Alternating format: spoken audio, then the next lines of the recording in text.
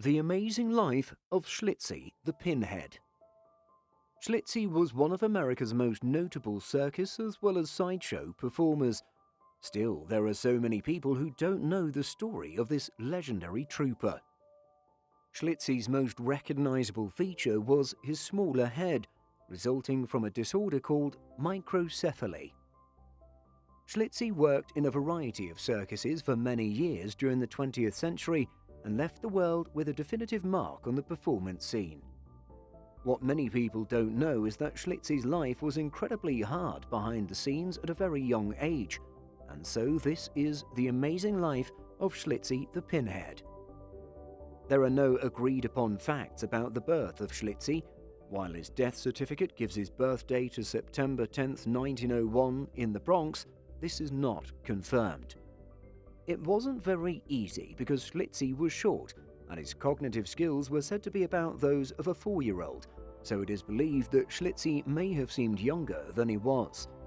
There have been many sources who state that his parents kept him in either an attic or basement, which we can't really know. They were also said to be ashamed of him.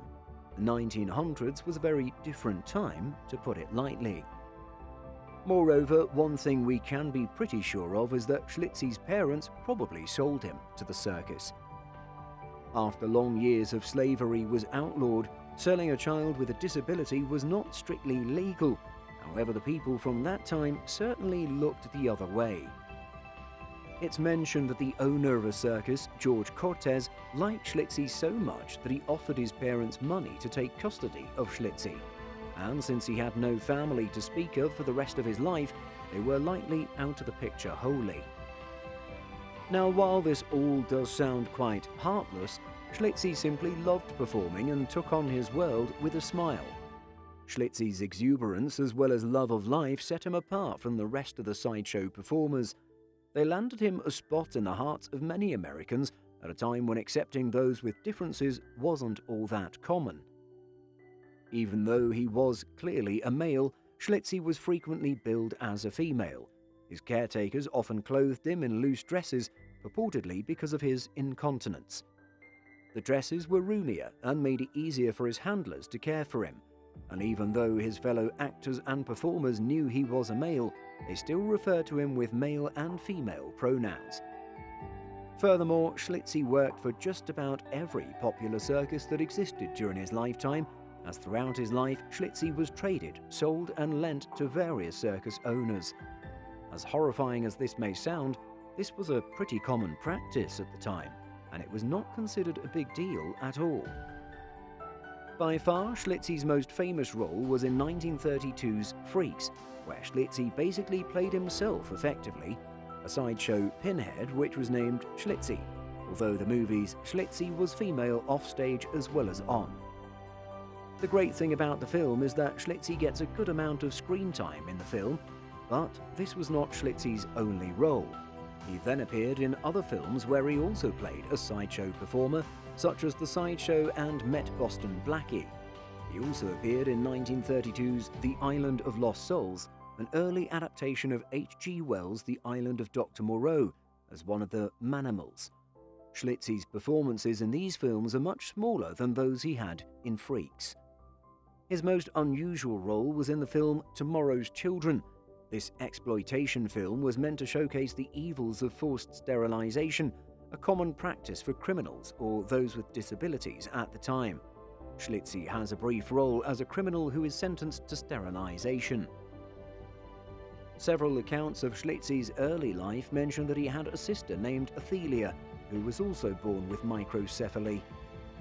It's extremely difficult to track down information about his relatives, including his potential sister, but some sources report that the siblings came from wealthy families.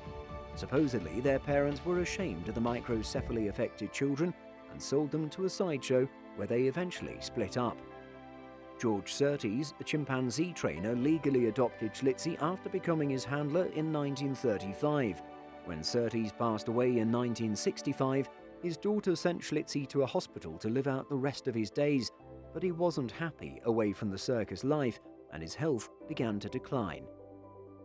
Luckily, sword swallower Bill Unks happened to find Schlitzie in the LA County Hospital, and he brought the aged performer back into the world of showmanship. Schlitzie performed again alongside Unks, who put on street shows for local pedestrians.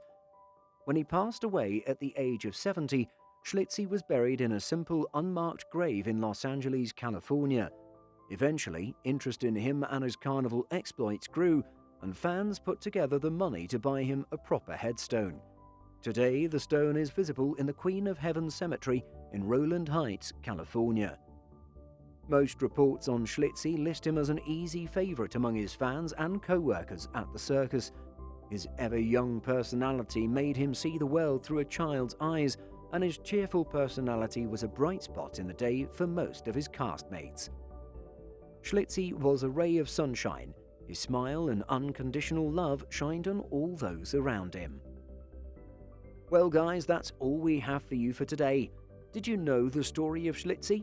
Get involved and let us know in the comment section down below what you think about today's video. If you liked this video and found it informative, then be sure to give this video a big thumbs up. Also, if you don't want to miss out on any new future videos like these, then be sure to click on the subscribe button and turn on the notification under this video so that you're notified the next time we upload a new video. Thanks for watching guys, we'll see you in the next video.